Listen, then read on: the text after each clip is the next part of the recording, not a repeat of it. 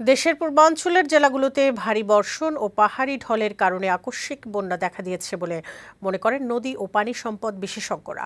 এর পাশাপাশি ভারী বর্ষণের পানি বের করে দিতে ভারতের ত্রিপুরা ও আসামে দুটি ড্যাম খুলে দেওয়ার কারণেও বন্যা আকস্মিক ও তীব্র হয়েছে।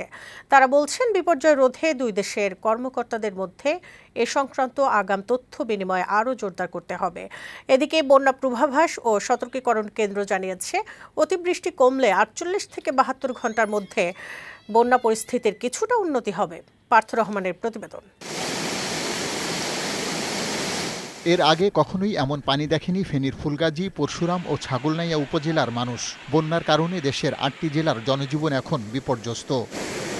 কুমিল্লা, মৌলভীবাজার, হবিগঞ্জ, ফেনী ও চট্টগ্রামে সৃষ্ট ভয়াবহ বন্যার জন্য এই অঞ্চলের অস্বাভাবিক বৃষ্টি ও পাহাড় থেকে নেমে আসা ঢলকে দায়ী করছেন বিশেষজ্ঞরা। পানি সম্পদ ও জলবায়ু পরিবর্তন বিশেষজ্ঞ আইনুন নিশাত বললেন, অতিবৃষ্টির কারণে বাংলাদেশ ও ভারতের ৫৪টি অভিন্ন নদ নদীর মধ্যে বেশ কয়েকটির পানি অস্বাভাবিক বেড়েছে। এতে প্লাবিত হচ্ছে দুই দেশের লোকালয়। ভারতীয় অংশে এসব নদীর উপর যেগুলোতে ড্যাম রয়েছে, পানি অস্বাভাবিক বাড়লে সেগুলো খুলে দেওয়া হয়, যা বন্যার তীব্রতা বাড়ায়। ভারতের ত্রিপুরার থেকে শুরু করে আমাদের ফেনী, পার্বত্য চট্টগ্রাম অঞ্চলে একদিনে ৩০০-৩৫০ মিলিমিটার বৃষ্টি হয়েছে। দ্বিতীয় কারণ হচ্ছে উজানে গোমতী নদীর উপরে ভারতের ড্যাম আছে।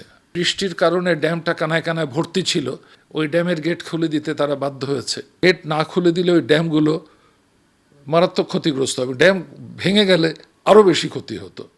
বিরাট একটা পানির ঢল বাংলাদেশের উপর দিয়ে যেত। নদী গবেষকরা বলছেন, ভারত ড্যাম খুলে দেওয়ার আগে অবহিত না করায় বিপদ বেড়েছে বাংলাদেশের। মহাকালী ড্যাম আছে একটা, এই ড্যামটি হচ্ছে যে মুহুরী নদীর ঠিক উপরে অবস্থান করছে। তো এটা ছোট হাইড্রো প্রজেক্ট, কিন্তু এইটাও খুলে দেওয়া হয়েছে। অতিবৃষ্টির কারণে অনেকগুলো ড্যাম তারা খুলে দিয়েছে, তো তারা তো এটা স্বীকারই করেছেন। কিন্তু পার্টিকুলারলি যে ড্যামটি নিয়ে বাংলাদেশে আলোচনা হয়েছে, সেই ড্যামের কথা তারা উল্লেখ করেছে, কিন্তু সাথে সাথে অন্য ড্যামগুলো তো তারা খুলে দিয়েছে। আকস্মিক বন্যা মোকাবেলায় দুই দেশের যৌথ নদী কমিশনকে আরও তৎপর হয়ে আগাম তথ্য বিনিময় করার উপর জোর দিলেন এই দুই বিশ্লেষক। এদিকে মৌসুমি বায়ুর কারণে অব্যাহত থাকা বৃষ্টি কমে গেলে ৪৮ থেকে ৭২ ঘন্টার মধ্যে বন্যা কবলিত এলাকার পরিস্থিতি উন্নতি হবে বলে জানিয়েছে বন্যা পূর্বাভাস ও সতর্কীকরণ কেন্দ্র। আগামী ২৪ ঘন্টায় নদ নদীর পানি ক্রমান্বয়ে এখন বৃদ্ধি প্রবণতা থাকলেও ক্রমান্বয়ে কিছুটা স্থিতাবস্থায় চলে আসতে পারে এবং এর পরবর্তী সময়ে এই পানির সমতল হ্রাস পেতে পারে এবং এর ফলে তখন পরবর্তী আগামী ৪৮ থেকে ৭২ ঘন্টায় বন্যা পরিস্থিতির একটা ক্রমবর্ধমান এবং তুলনামূলক দ্রুত উন্নতির চিত্র লক্ষ্য করা যেতে পারে। পার্থ রহমান, বৈশাখী সংবাদ, ঢাকা।